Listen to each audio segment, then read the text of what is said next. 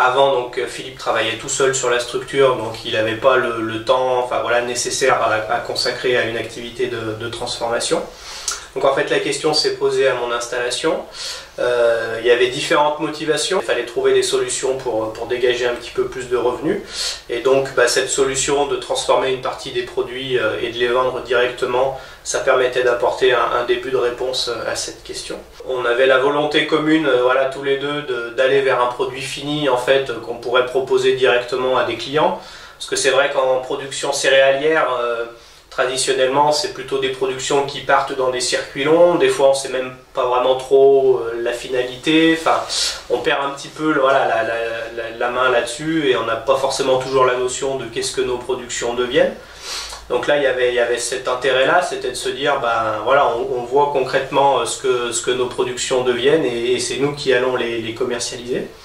Ça permet aussi du coup de rencontrer beaucoup voilà, des consommateurs qui peuvent nous faire part de retours. On a fait le choix de ne pas avoir de point de vente à la ferme pour pas en fait être contraint par des horaires d'ouverture, des choses comme ça. Parce que voilà, selon l'époque, selon l'activité qu'on a, c'est pas toujours évident de se bloquer un créneau pour tenir un magasin à la ferme. Bon, voilà. Puis après, en termes d'accueil, c'est pas forcément évident, la structure s'y prête pas forcément.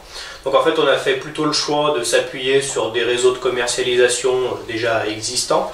Donc en fait, on travaille avec une AMAP, on travaille avec 3 points de vente collectifs, donc des magasins de producteurs en fait. Les plus gros débouchés, après il y a quelques autres petits points de vente annexes, mais les principaux débouchés, c'est ça. La proximité forcément avec une grande ville comme Lyon, ça a été un atout à ce niveau-là. Globalement, ça n'a pas été un problème pour nous de trouver des débouchés. Surtout que c'était presque les seuls à proposer ce produit-là dans le secteur.